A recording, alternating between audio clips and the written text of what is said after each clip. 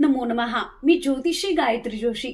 आज आपण मार्च 2026 मध्ये होणारे ग्रहगोचर आणि त्याचा संपूर्ण प्रभाव पाहणार आहोत.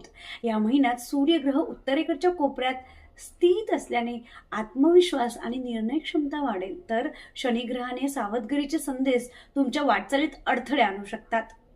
तथापि बृहस्पती ग्रहांचा शुभयोगामुळे करिअर, आर्थिक संधी आणि कौटुंबिक नातेसंबंध मजबूत होण्याची शक्यता दिसून येईल. या ग्रहगोचराच्या आधारावर आपण करिअर, व्यवसाय, आर्थिक स्थिती, आरोग्य, शिक्षण, कौटुंबिक आणि मानसिक स्थिती याचा सविस्तर आढावा घेणार आहोत. करिअर आणि व्यवसायात मार्च महिन्यात नवीन प्रोजेक्ट, नेतृत्वाची संधी येईल. सर्जनशील कामगिरी दिसून येईल. तुम्ही काही अडचणीमध्ये पण पडू शकता. वरिष्ठांकडून प्रोत्साहन मिळेल. काही वेळा सरकारी किंवा टीममध्ये मतभेद दिसू शकतात, त्यामुळे सुसंवाद आणि व्यावहारिक दृष्टिकोन महत्त्वाचा राहील. आर्थिक स्थितीत बुध आणि बृहस्पती ग्रहांच्या योगामुळे नवीन उत्पन्न, बोनस किंवा गुंतवणूक संधी दिसून येतील.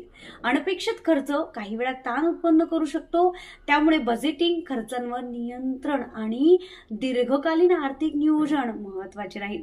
आरोग्यासाठी मार्चमध्ये पचनासंबंधी समस्या, डोळ्यासंबंधित, पायासंबंधित, थायरॉइड संबंधित, गळ्याचे काही त्रास जाणवू शकतात. यासाठी योग, प्राणायाम, हलके व्यायाम आणि संतुलित आहार याला प्राधान्य द्या. मानसिक तणाव कमी करण्यासाठी ध्यान, मेडिटेशन किंवा रोज थोडा वेळ निसर्गात फेरफटका मारणे उपयुक्त ठरू शकतं.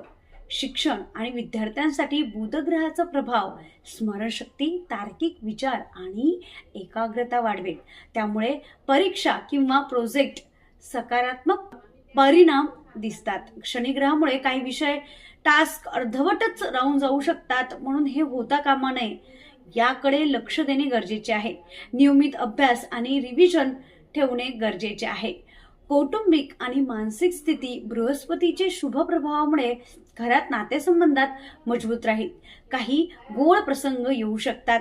गैरसमज किंवा वाद निर्माण होऊ शकतात, त्यामुळे संवाद साधताना संयम ठेवणे गरजेचे आहे. घरात शांतता राहील याची काळजी घेणे गरजेचे आहे.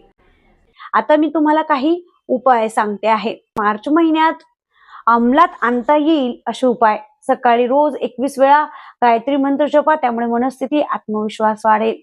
घराच्या उत्तर दिशेला आपल्याला ग्रीन झाडे ठेवायची आहे, त्यामुळे घरातील शांतता राहील. दैनंदिन हलका व्यायाम, योग, प्राणायाम करून शारीरिक व्याधीवरती मात करता येईल. महत्वाच्या निर्णयापूर्वी ध्यान करा, ज्यामुळे करिअर आणि व्यवसायातील अडथळे टळतात. गुरुवारी आपल्याला पिवळ्या वस्तूंचं दान करायचं आहे, याने शुभ संधी प्राप्त होतात.